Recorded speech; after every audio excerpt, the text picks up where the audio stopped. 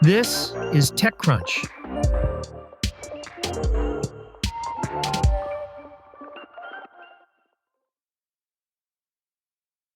Ford is developing an AI assistant that will debut in the company's smartphone app. Before expanding to its vehicles in 2027, the company announced Wednesday at this year's Consumer Electronics Show. The company also teased a next generation of its BlueCruise advanced driver assistance system that is both cheaper to make and more capable, ultimately leading to eyes-off driving in 2028. Wednesday's announcement was one of the only ones to come from a major automaker at CES, marking a sharp turnaround from the late 2010s when they dominated the show. And it wasn't made at a flashy keynote event. Rather, Ford discussed the news at a speaker session called Great Minds that was meant to explore the intersection of technology and humanity. Ford says its digital assistant is hosted by Google Cloud and will be built using off-the-shelf LLMs, and the company is giving it deep access to vehicle-specific information.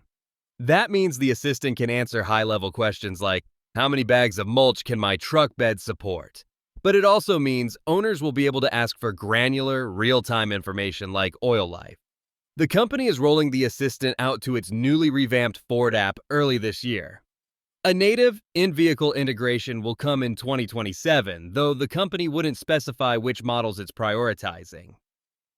Ford didn't go into great detail about what the in-car experience will look like, but it's not hard to imagine the possibilities when looking at some of the more tech-forward automakers. Just last month, Rivian showed off its own digital assistant, sending and receiving text messages, handling complex navigation requests, and changing climate controls. Tesla has integrated Elon Musk's chatbot Grok in its vehicles, which customers have used to generate on-the-spot sightseeing tours. Some of those capabilities may eclipse what Ford has in mind, but the automaker also has a full year to hammer out the in-car integration.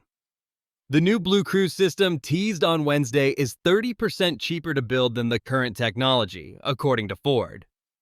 It will debut in 2027 on the first EV to be built on the company's low-cost universal electric vehicle platform, which is expected to be a mid-size pickup.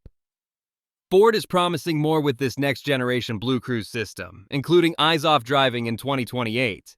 But it also claims the system will be capable of handling point-to-point autonomy, similar to what Tesla offers with its full self-driving supervised software.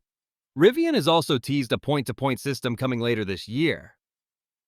All of these systems require the drivers to be ready to take control of the car at any moment.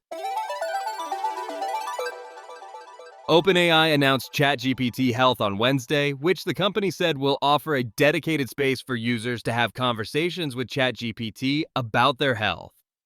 People already use ChatGPT to ask about medical issues. OpenAI says that over 230 million people ask health and wellness questions on the platform each week.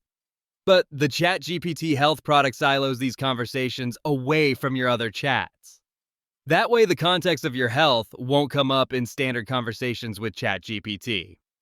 If people start chats about their health outside of the health section, then the AI aims to nudge them to switch over.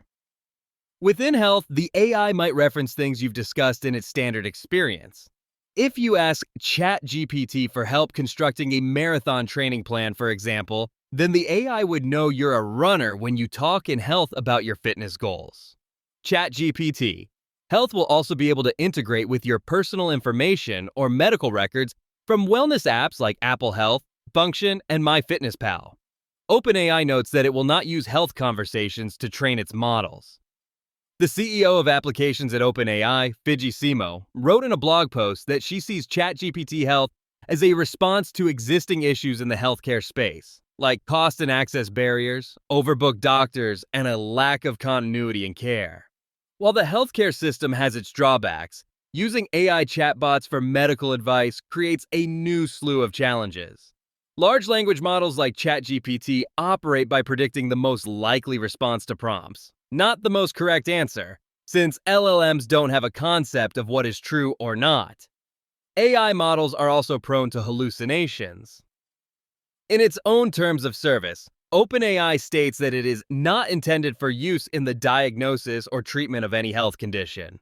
The feature is expected to roll out in the coming weeks. That's it from TechCrunch. For more stories like these, go to TechCrunch.com.